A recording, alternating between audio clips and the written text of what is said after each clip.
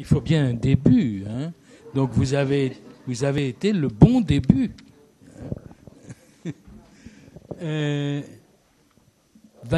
Vont débuter maintenant les questions. Je rappelle ce que j'ai dit tout à l'heure, savoir que nous avons donné 20 minutes à chaque intervenante et à chaque intervenant, et nous vous demandons de faire des questions, de poser des questions concises. Donc, ne faites pas des questions qui auront 20 minutes. Madame.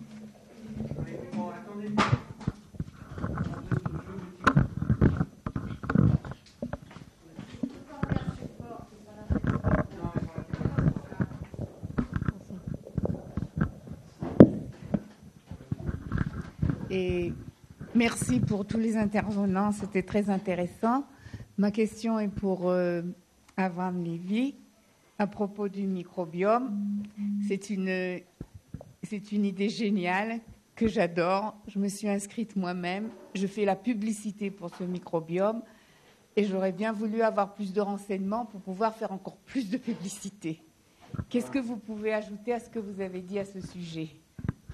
Merci.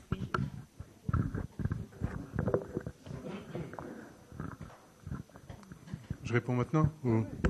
OK. Alors, ces deux scientifiques ont créé une compagnie qui s'appelle Day2, qui donne à chacun, déjà, en prenant les mesures, le profil de son microbiome, okay, puisqu'on a plusieurs centaines ou milliers d'espèces de bactéries, chacun a un profil différent de bactéries dans ses intestins. Souvent, il y a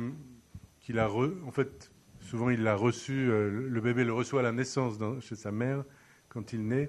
D'ailleurs, les bébés qui naissent par césarienne ont un profil différent des bébés qui naissent par naissance normale, puisqu'ils sont inoculés dès la naissance par le microbiome de leur mère. Souvent, c'est familial, c'est aussi influencé par la nutrition qu'on prend, mais c'est relativement stable, puisque notre système immunitaire apprend à reconnaître les bonnes bactéries des mauvaises. Celles qui ne sont pas bonnes, il ne va pas les laisser s'installer dans son intestin. Donc, c'est quelque chose d'assez complexe qui est lié à la nutrition, qui est lié à l'exposition qu'on a quand on est petit. C'est important aussi de laisser les petits-enfants être exposés au microbiome. Pour ce qui est des recommandations au niveau nutrition, aujourd'hui, il y a cette compagnie donc, qui s'en occupe. Ça s'appelle Day2. Vous pouvez regarder dans Internet et c'est relativement facile de les consulter et d'avoir... Day comme le jour et tout. Facile de les consulter et de recevoir des recommandations. Autre question?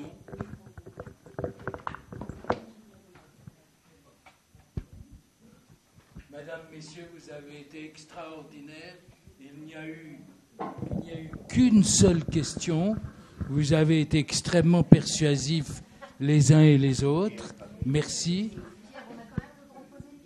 Ah bah oui, tu as...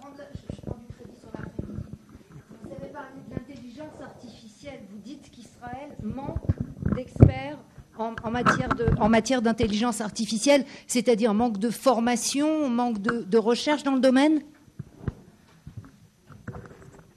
Alors, il y a évidemment, il y a des bons centres, il y a eu quelques succès, comme Mobileye, par exemple, qui utilise l'intelligence artificielle.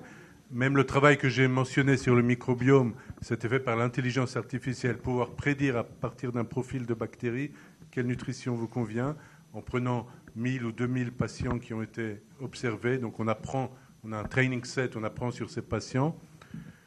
La demande est tellement grande qu'il y a un manque. Il y a un manque mondial. Par contre, certains pays ont fait des grandes avances pour augmenter. La Chine, par exemple, est en train de former un très grand nombre de gens. On essaie dans toutes les universités de créer des programmes et on manque de gens capables d'enseigner les nouvelles méthodes de l'artificial intelligence. Donc c'est quelque chose sur laquelle on n'excelle pas encore. On a tout le potentiel pour y arriver. On est conscient du besoin. La demande est encore plus grande que l'offre.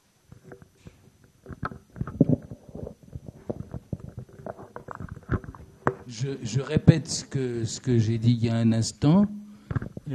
Madame, Messieurs, vous avez été extrêmement persuasifs puisqu'il n'y a eu que 2 questions. Nous avons faim maintenant. Nous aurons notre pause déjeuner jusqu'aux environs de 14 heures.